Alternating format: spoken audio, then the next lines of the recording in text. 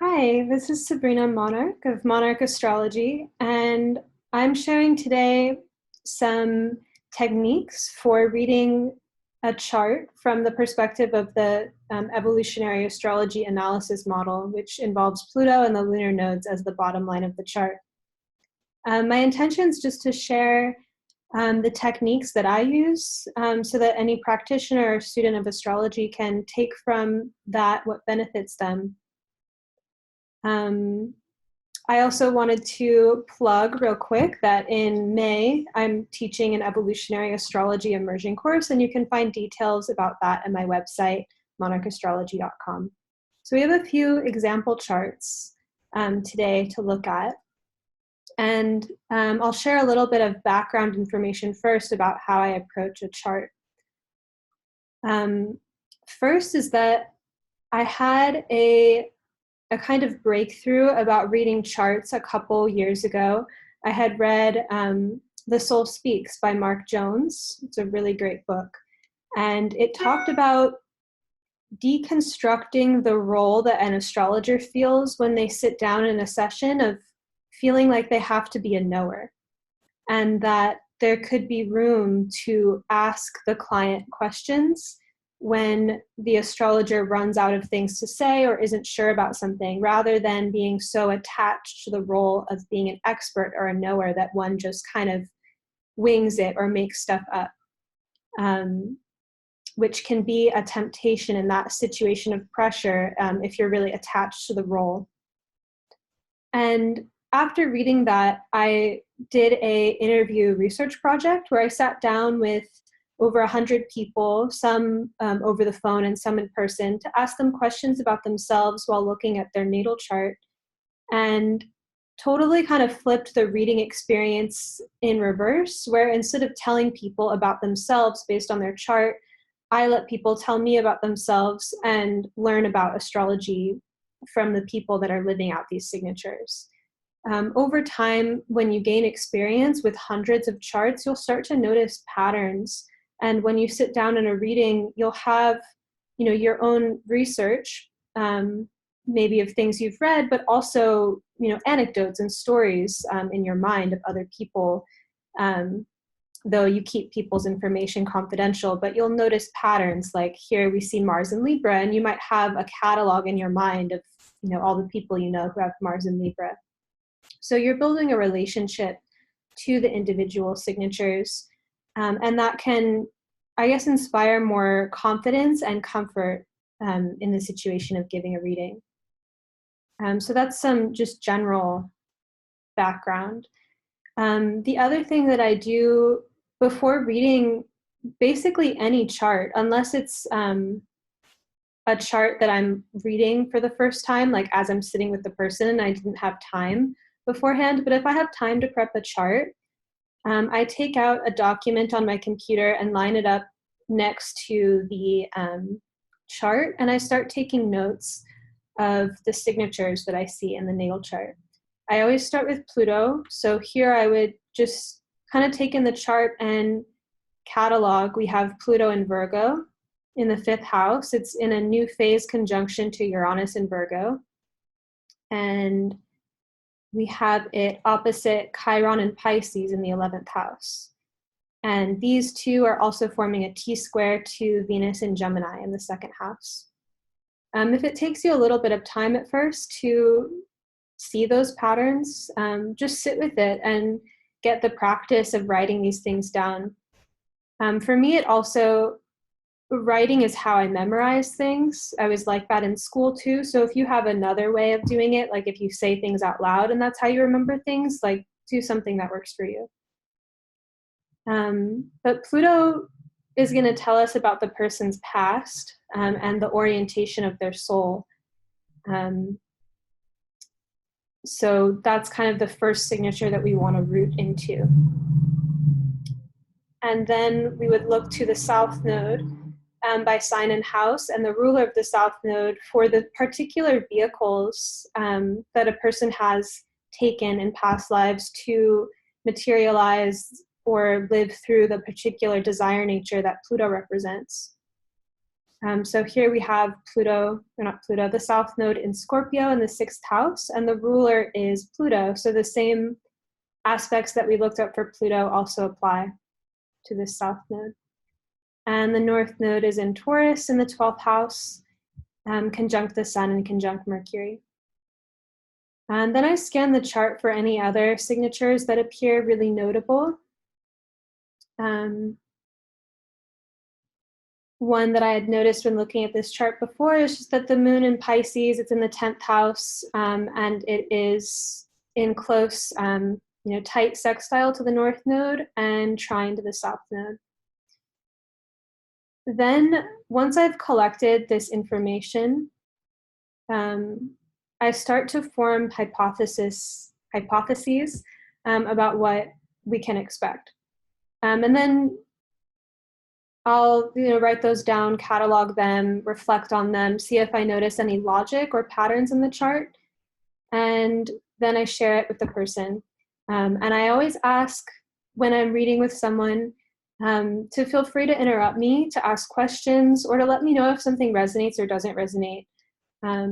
The chart doesn't have some kind of like fixed authority in terms of like, this is how it's going to manifest. So if I say something that doesn't resonate with someone, I'd like to know so I can adjust and figure out maybe a different manifestation of the archetypes that I'm talking about so that the reading resonates with the person. So with that, I'll start interpreting and invite Shelley to do that, basically, to share anything. And also another thing too is you can ask the person what they want to know. So sometimes they just want to see what the chart says and they're open and curious, and other times there's a specific question. So Shelley, if there's anything that comes to mind, is there a specific theme or and it can be about life too, just like not necessarily correlated to the chart yet, but just an open question that you have? I don't even know where to start. I've had people tell me that my chart is interesting, but they so the things that that you see, like when you said that my moon was in an interesting placement in the 10th house in relation to Pluto and all that, I would want to know why that's interesting, and what else that you see as far as Chiron return, because that's what I'm in right now, and dealing with a lot of healing issues. So, and like complete life changes. So what you see there, does that make sense? That does. Okay. Thank you. Yeah, you are having a Chiron return. That's like exact right now. I think Chiron is in 28 right now. So that's really cool. Now that we get to look at your chart at this time. The Pluto-Uranus conjunction is really interesting in Virgo too. I pick up a lot about what this signature means just from talking to people who have it, and also observing like public figures or celebrities that have it. And then we're placing it in the 5th house. There's this theme about creativity. The Pluto-Uranus conjunction combines the soul with this really radical electric Uranian energy. So together it can be like these very dramatic changes that a person goes through in life, or liberation is a theme, or soul liberation, like these planets are mutually inflecting one another. So something I've observed with people that have this is that they can very dramatically shift, or that they encounter, like Pluto will represent our resistance and our desire, and Uranus wants to free and liberate. So you can meet circumstances in life that you feel like extra need or compulsion, Pluto, to liberate from. And because Virgo, one of its huge themes is about alignment, and Uranus is the higher self, I picture like a blueprint of self, like a person's individuation. And Pluto-Uranus is like wanting to get deeply aligned with this stream of personal liberation and alignment with the higher self. And being off of that track or separate from it can manifest or feel like crisis, like it's just being like out of place somehow. On the other hand, too, there's the Pluto and Virgo generation itself. There's a lot of content around like perfection and this kind of need or addiction to perfection. But you have this Chiron and Pisces opposition, so you're also, very much working through the healing and redemptive powers of, that everything is okay kind of Pisces feeling, and really combining that with, how do you meet imperfection in life with this greater sense of forgiveness and trust and surrender, and maybe a back and forth between, something's wrong here, there's crisis, versus it's all okay. Does that make sense so far? Mm-hmm. Okay. When we place it in the 5th house, Pluto, when it gets to the 5th house, there's like already kind of a destiny that maybe would have been discovered in the 1st house. It's already manifest on a soul level. So there can be a sense of being like a director in this life, and just really working to manifest your creativity and your soul's work. And the relationally, that can involve resistance from others in terms of there being differing views of how things should manifest or how things should be, as well as like disempowerment of one's creativity, or feeling not validated or not seen, which is what the 5th house really wants. And then also the soulful experiences of, being mirrored and validated and seen, and that it would just be important to a Pluto in the 5th house soul to be understood for their creativity.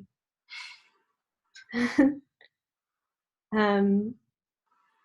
11th house Chiron piece, so the 11th house counterpart to the 5th house, and so also the Pluto polarity point, which, just as a side note, whenever you're analyzing Pluto, you can include, the opposite. That's what is, being integrated and worked through.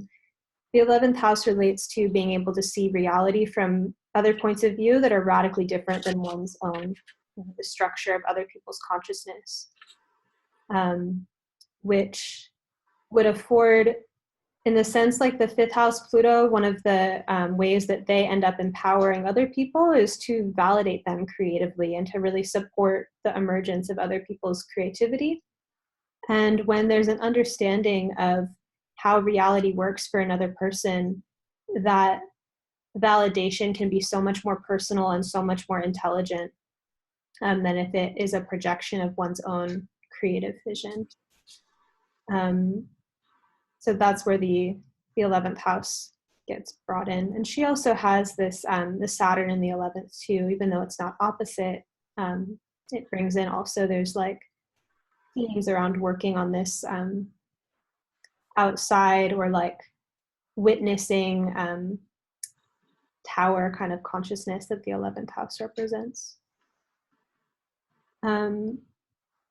So this is like just setting up the kind of desire nature. And is there anything, Shelley, that you want to share that either resonated or you feel like could be adjusted a bit in terms of where this like bottom line in your theme, or in your chart's theme, is? No, it does resonate quite a bit with the intense need to feel understood, and especially validated creatively.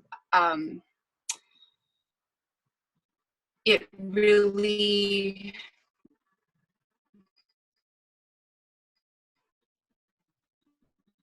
it's super important to me, that big problem in a prior marriage with having some problems that way. And also with my daughter, who's an artist, and and I'm a college advisor, and I didn't want her to be in a major where she wasn't going to be able to learn a vocational skill, but I still felt an intense need to support her in her creative endeavor, and just figure out other ways that she could earn money but still be able to pursue her passion, because I just felt it in my soul that that was really important for her, and it kind of makes sense now why. That's beautiful. That's the, in reading about Pluto in the fifth house, originally from like the Jeffrey Wolf Green book, children come up. You know, the fifth house relates to children, and there can be a situation with having kids that have very strong wills of their own, or like something that they really want to manifest or create. And then Pluto representing power struggle could be like the parent trying to impose a vision, and then you took the route of, you know, supporting the vision. So that's awesome.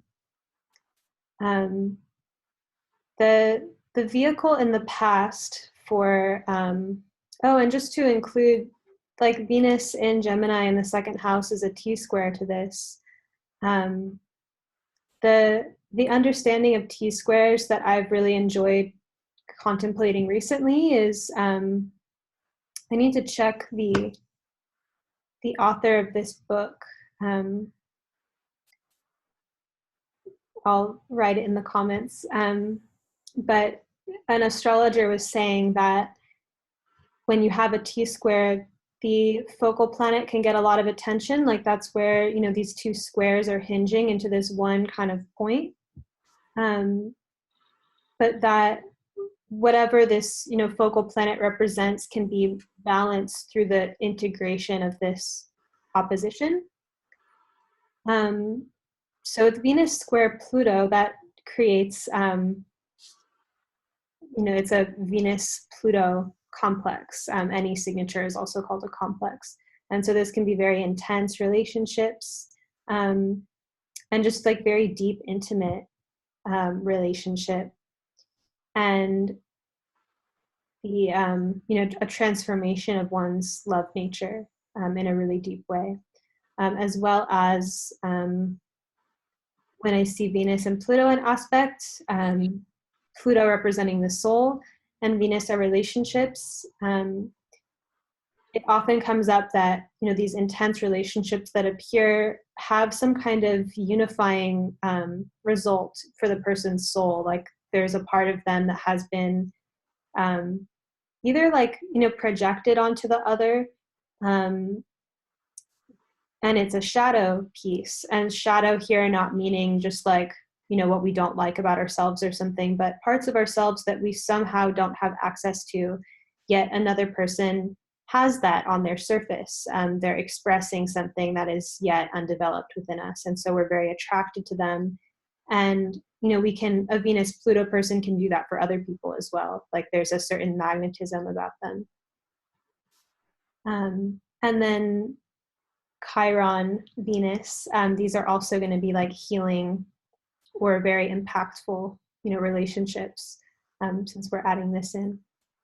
I find it helpful to, if you work with planetary phases, and it adds just so much information to the chart, just to take note of what the phases are. So we have a crescent phase square from Chiron to Venus, and a last quarter square from Venus to Pluto Uranus.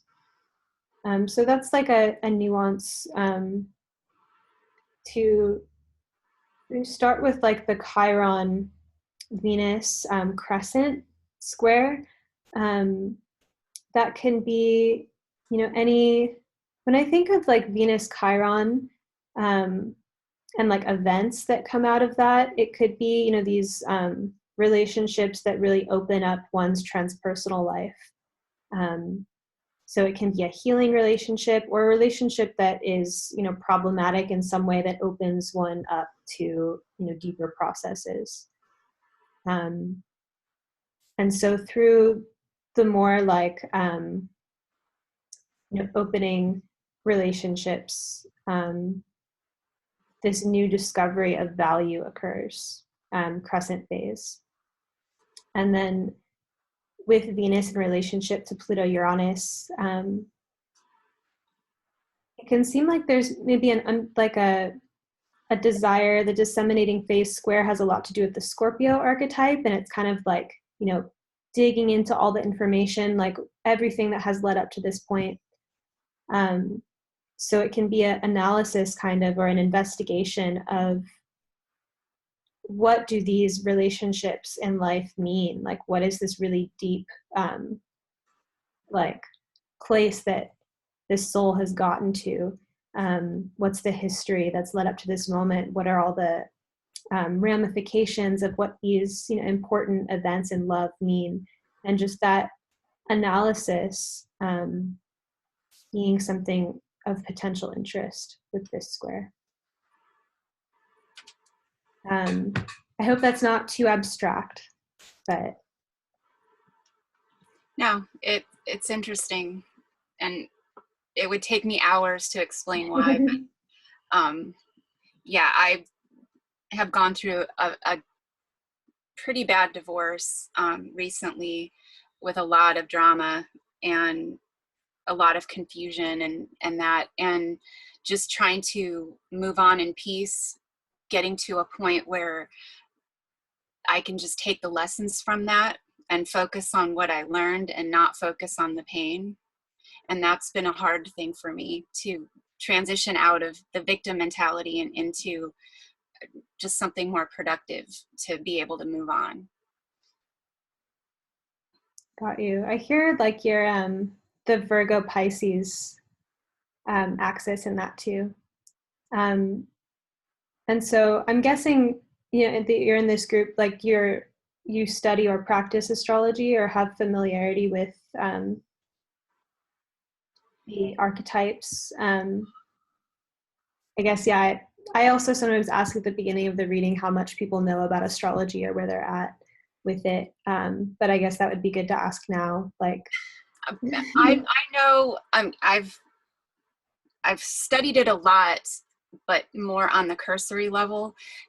It's being part of this group has helped me go way deeper than I ever thought. I didn't really know how much more information that evolutionary astrology really provides, and I really like it. But I'm still very new at looking at charts this way. It's been more traditional and real, like layperson, just side interest. And now I'm really super interested. So, but I probably am not saying the things the same way because I don't know all the lingo, and I'm just still learning.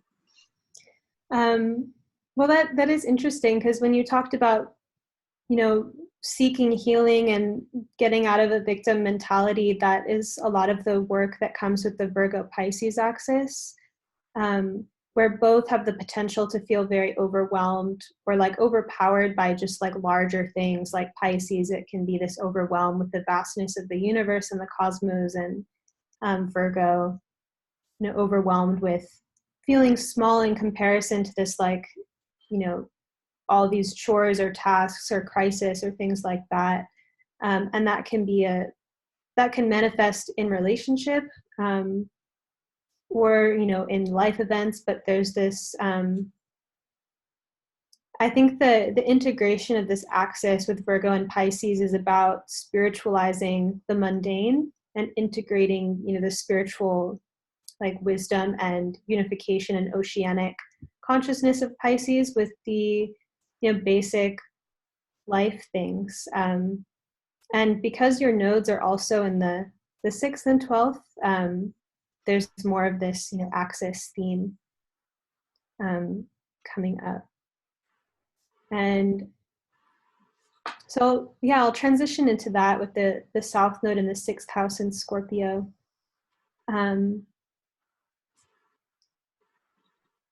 It's Scorpio represents, what we exchange energy with, like where we form deep emotional attachments.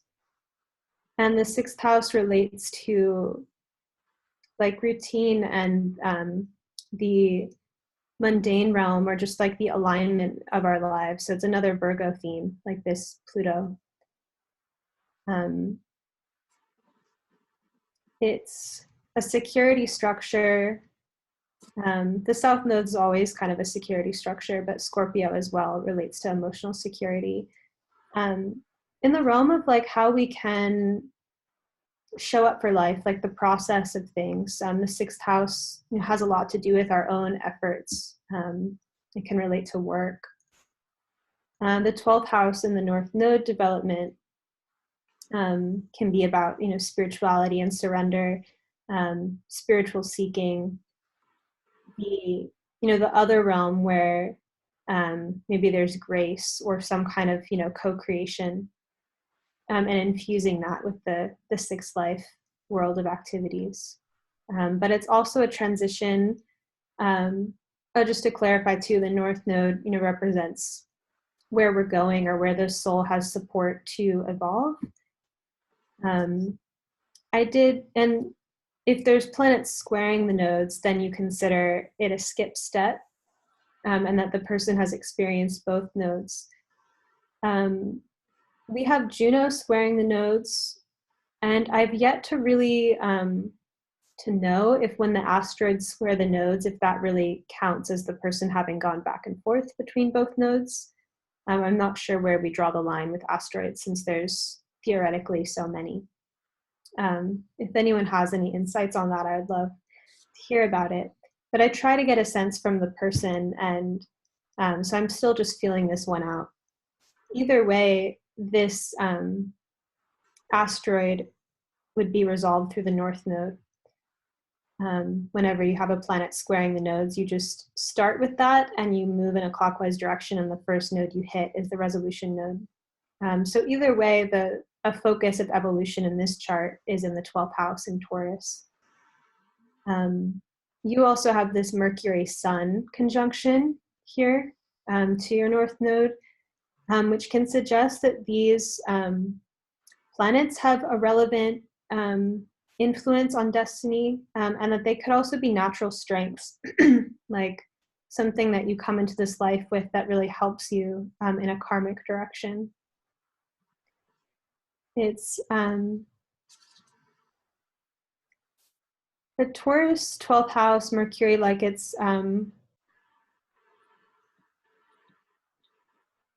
then we're also including the Pluto polarity point, so some 11th house synergy. So to combine those, it helps to kind of feel into maybe what the difference is between Scorpio 6th house and these Pluto signatures versus this movement into 12th house and Taurus. It can be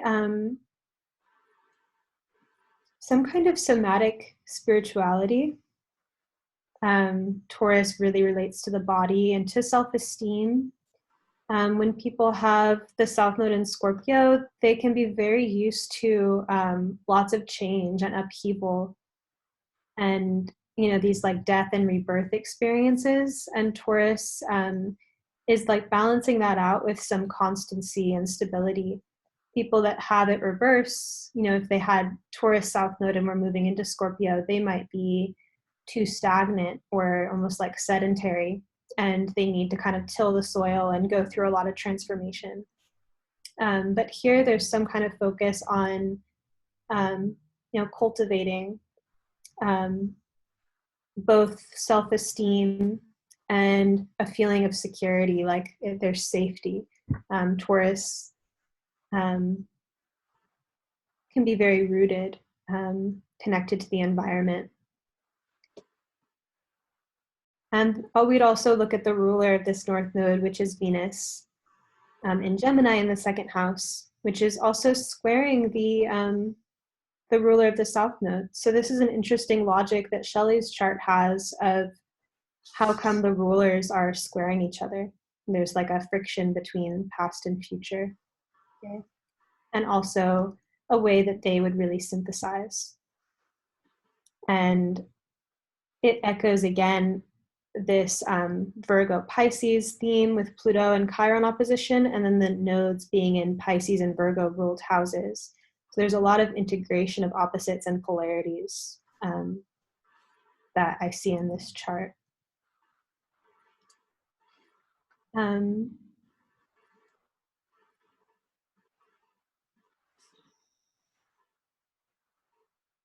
then for the North Node, experientially, it really feels like doing the North Node and cultivating the North Node has these like very positive growth effects. Like there's something like fruitful about it. So I would consider here we have again like this a solar theme. We have Pluto in the 5th house and the North Node on the Sun. So here's another theme of like, you know, creativity really coming through, as well as it happening in an Earth sign, and Pluto's in an Earth sign, so it's very, you know, materializing creativity. And in the 12th house, it's like in harmony with the Tao or the flow. And then the Mercury piece, communication. Mercury in Taurus is also,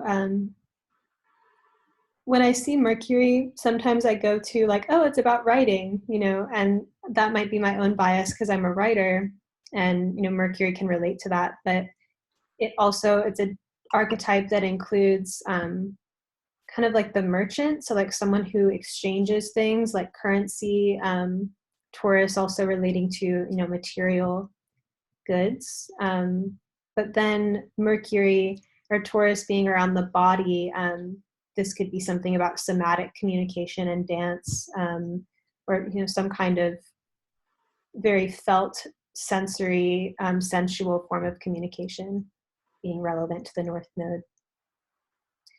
And within the logic of the chart, there being, you know, the development of either of these planets really supporting a sense of connection or like feeling at home in the universe, or feeling faith and feeling surrender, as well as just feeling good about oneself, Taurus, and feeling like, you know, it's okay where I'm at, or like there's just an enjoyment of life that comes through Taurus. In terms of, to answer your question from earlier, Shelley, about why your moon is an interesting placement, just to start with considering the combination of moon and Pisces in the 10th. This is a very dreamy moon. And so like being very porous even, or like kind of your filter of viewing reality being open to these other realms, the imagination, maybe having a very imagistic consciousness. But it's in the 10th house, which is about structure and form and, you know, discipline and all of these Capricorn themes. I love the connection between Pisces and Capricorn because it's like combining the forces of the dream and structure. So it really brings it down to earth, or it can be like, I think of like Miyazaki always comes to mind. I forget if he's a Capricorn the last time I looked it up, but like a film director, someone that like manifests or constructs these worlds of vision, can be that synthesis. The other reason it's interesting is that it's in harmony with both sides of your nodes, and that because of the trine to the south node, that's going to be where there's an easier flow, like almost like a default. Like you don't have to exert any effort, the trine just happens. Whereas the sextile, effort has to be applied to activate that synergy between these. And the lunar nodes are also, they're related to the moon. They're the nodes of the moon. So you have your moon in harmony to its own nodes. So I would look for, within the trine, these are things that just come really easy, and that can be positive things as well as problematic things. So the 10th house and Pisces, there can be an idealization of how something ought to be, like an idealization of standards. And the 6th house, Scorpio, can be very penetrating in, critique or inward critique. And so that could be an example of negative synergy between these, where there's like this intense ideal and standard, and then, deep inner criticism that comes with that, versus some of the positive synergy is just that, that vision, that dream space, the ability to commit to it, and the ability to apply your effort towards it and to align with that particular dream. So I find it helpful whenever there's a trine between 10th and 6th, or Scorpio and, not Scorpio, Virgo and Capricorn, for the rulers of these houses, to just remember that there's many different layers that those play together. And it can be like, take it easy on yourself, or like, yeah. The sextile here, this one is this harmony between, the 12th house and Taurus. So this like dreamy materialization with this vision. This could also involve a sense of the ways that you feel connected to sensuality or your material life having like a pretty concrete consequence on your emotional well-being. And so figuring out how to play with the material realm in such a way that it really supports or holds a container for your creativity and your imagination. And, relating as well to what you value, Taurus. So I'm gonna check. I got a message in the chat.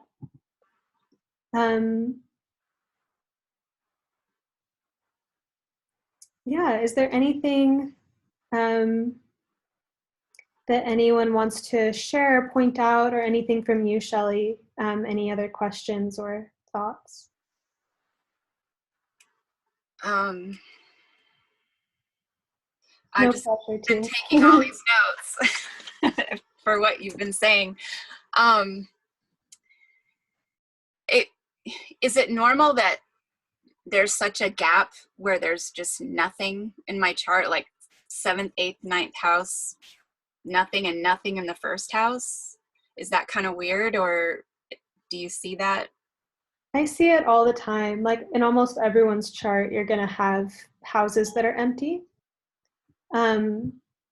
You have, cusp rulers on each of the houses. Sorry, Siri is randomly talking on my phone. But you might also notice people that have planets in these signs. So by synastry, if they fill in these houses. And like I also don't have planets in my 8th house, but my 8th house cusp is Libra. And I've noticed that people with a lot of Libra in their chart have I have a lot of synergy with them. 8th house is like energy exchange. And I kind of joke that like everything I know about social skills comes from Libra and people with Libra stelliums, where it's just I hung out with them and osmosed their character traits. And so you might have that with people in late Sagittarius and early to mid Capricorn, where there's something about them that has really empowered you, or you feel a lot of synergy. So you can notice these houses a lot more with synastry. Okay. So I guess we'll shift to Wendy's chart because we have just like 20 minutes left. But thank you so much, Shelley, for letting us look at your chart and for sharing. Thank you very much. It's very interesting. Hey, Wendy. Hi, Sabrina.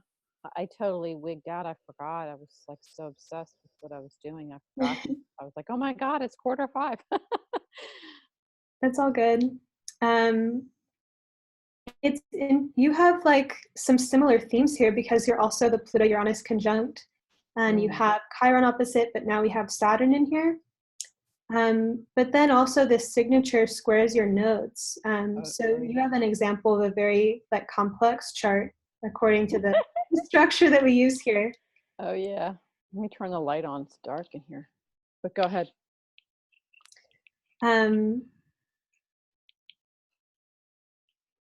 Well, this, I might not go as much into the process as I first did, just in the interest of time. Sure. But just share some thoughts. Like when we see planets squaring the nodes, which we weren't working with before, we're looking at parts of the chart that have been somehow not integrated into the nodes.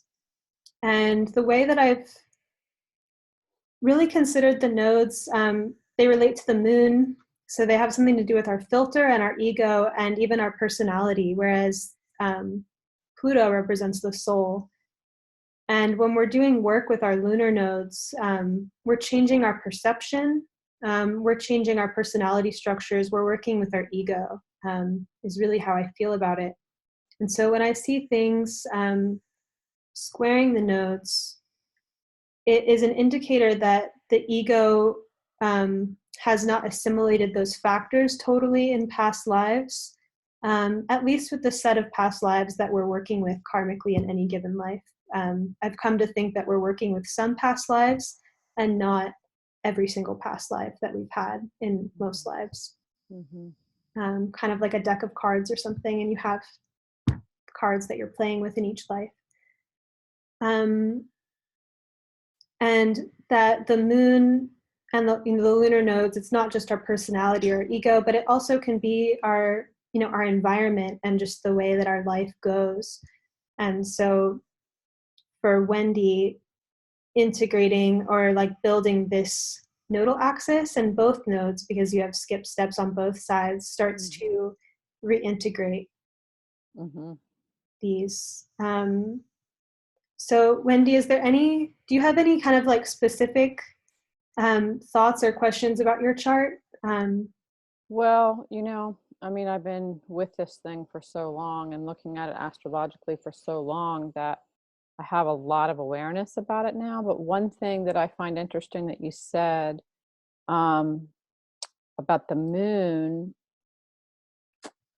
I mean, this is a very complex chart. It's taken me years to understand and integrate and all of that. And I'm still integrating and fulfilling my Pluto polarity point socially.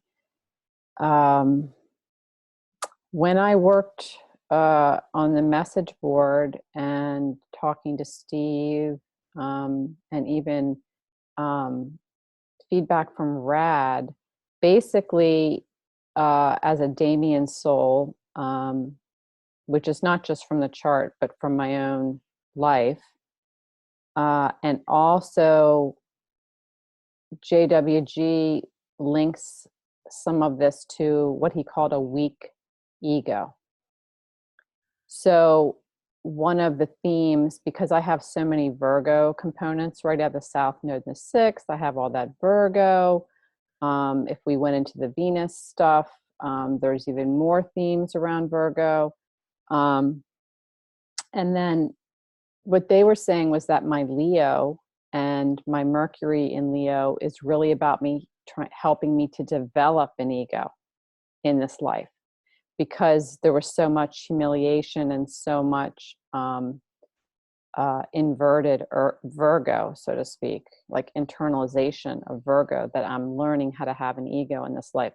Now, there's also so much Neptune influence in my chart that it's like more like third stage development, like spiritual development ego, not spiritualized ego. But am I making sense?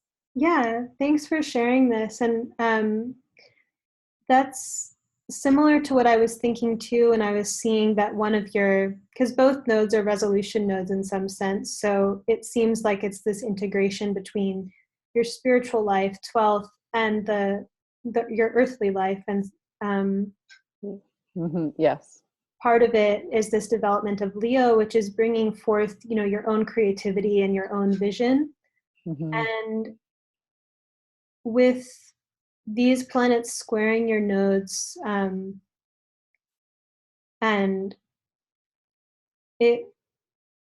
they're all in mutable signs. Like sometimes when I'm trying to imagine like what kind of past life things occur where this split happens, it strikes me as spiritual experiences or shamanic experiences that were overwhelming in some way, where like the soul, like, you know, Pluto Uranus could be some kind of like soul trauma. But how does that relate to Gemini and Sagittarius? It could just be this rapid expansion of information, or just like something pretty out there or beyond that there was no way to integrate it into, you know, experience. Yeah, I mean, I also see it too. I think that with the South Node in Sag and in the house of Virgo, it's definitely linked to other cultures, aside from the one that I'm born in now, which is in the USA, as a basically a Caucasian, and a lot of feminine, sacred feminine themes, and that either using my voice in support of that and being taken out for that, or not trusting my intuition enough to you know, express myself. I mean, that's one of the big themes. I mean, I'm such a really a writer and super creative, and there have been these themes that have gotten in the way from having that birth forward. Although now it's like with the nodes in Leo, it's pouring in. So I think there's themes around that too. And that my South Node of Mercury is in Virgo.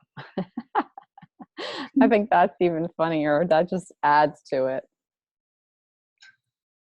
One thing when I see charts with nodes squaring or planets squaring both nodes, it sets up like a wheel of energy flow.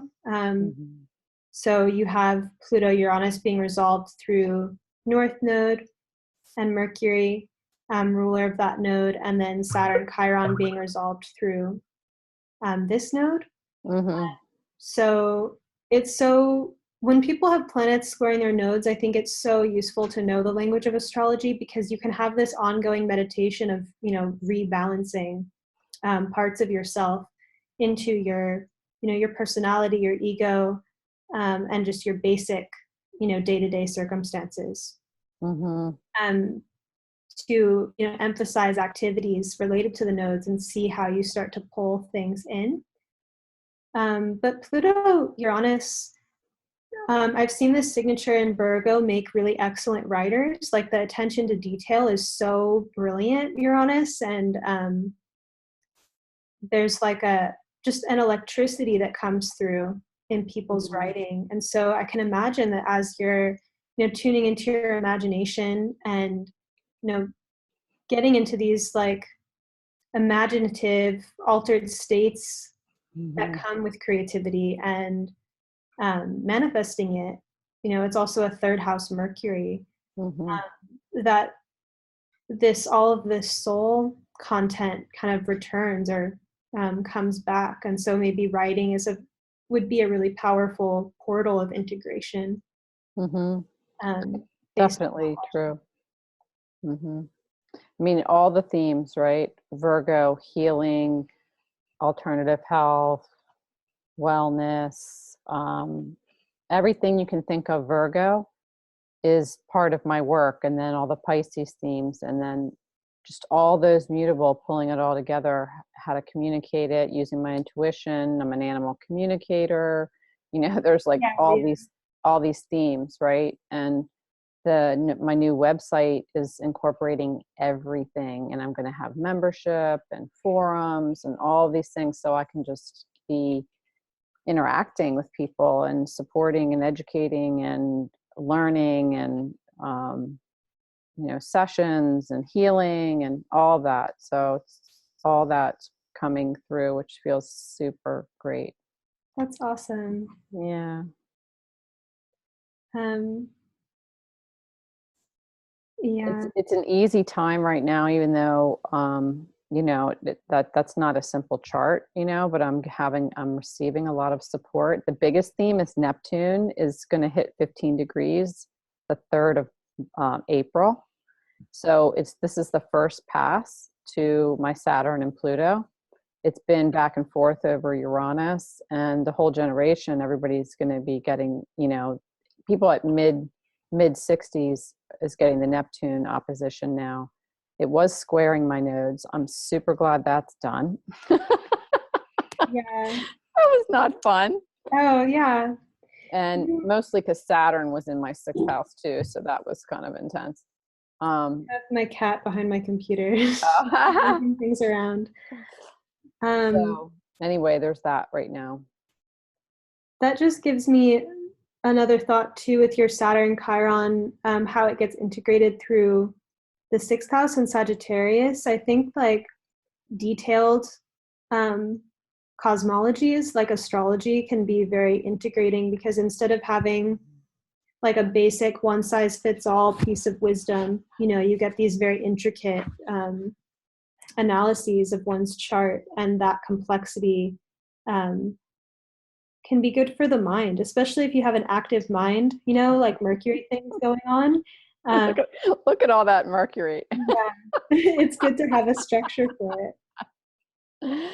That's how I got into astrology, actually. And when I was 24, I met this guy who sold books, and he had the best astrology book the only astrology book you'll ever need. I know that That one. was my first astrology book.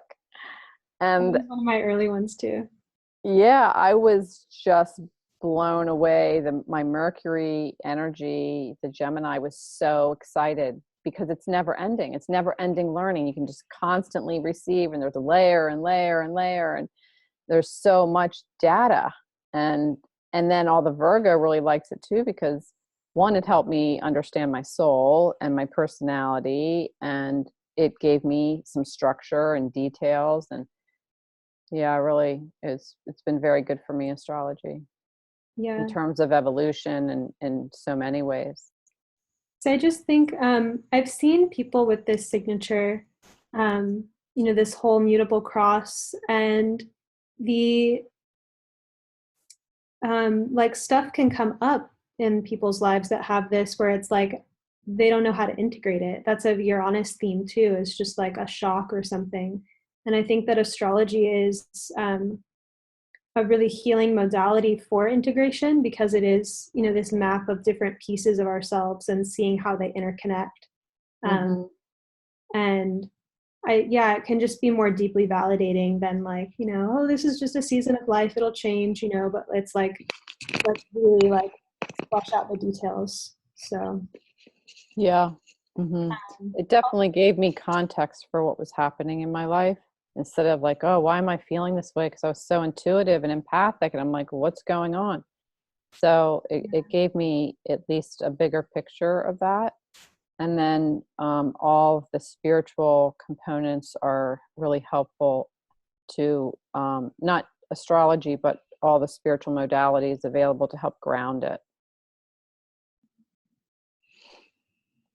I'm going to check the chat real quick.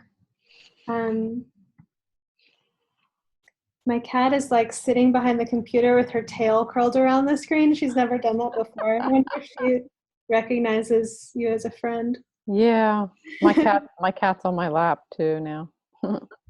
The other thing I guess to point out is I hadn't talked about your Jupiter yet, was this Jupiter Vesta conjunction, which is beautiful here. It's kind of like sacred space, and I think of Vesta just like, you know, any way that we open up a you know, an altar space or a connection to sacred space. The conjunction to Jupiter can be like when you're in a position of teaching or sharing knowledge or disseminating information, Gemini, that you're, you know, accessing this portal. There's something prayerful and devotional about, you know, this expansion of information. That's very, very true about me. And actually my Lilith is there too. Not showing, but the Lilith is like 23 or 22. So that's definitely true for me. In my sessions, in my work, it's almost always there, unless I'm feeling traumatized and out of my body. Then I'm like a walking nerve ending. I'm on the other end of Gemini.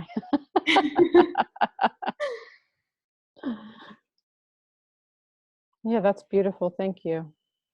Yeah, thank you. Is there any thoughts or questions from anyone here?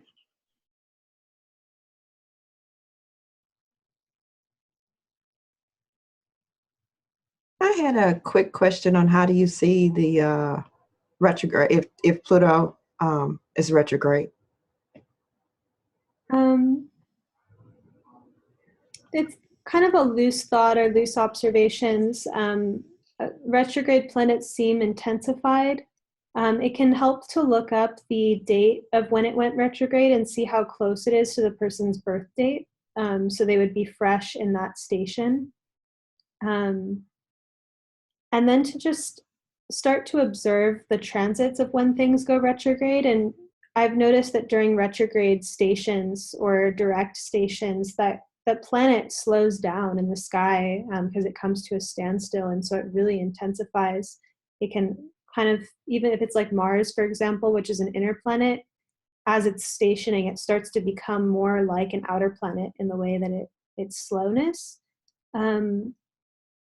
So, and we have in Wendy's chart the retrograde Saturn Chiron. So I think of them as more intensified, and there's a more internalization of those archetypes, a going within. And retrograde season also, I've noticed the repetition that comes up, like the theme that happened when it first was, moving through that sign. Now it doubles back over it and then goes direct over it. So there's just a thoroughness or a kind of, and I think there's different analyses too for each of the specific planets. Like Saturn retrograde can be, really questioning and really analyzing the structures and customs, not taking them as a given, but really thinking them over. Mercury retrograde, which we have here too, can be very related to, being interested in symbols and the things, a more specified consciousness, and there can be more of a focus on the information that one wants to take in and not wanting to absorb extraneous information. I have Mercury retrograde, for example, and I'm like so able to collect information about astrology, but when I was maybe trying to do other jobs, I couldn't retain the data of those job fields. Like it just went over my head and I couldn't absorb it. And because of my Mercury retrograde, like I often do feel like there's certain data streams that, I can take in more than others, and they have this intensified relationship to what my soul's really interested in. So that's when I picked up for Mercury.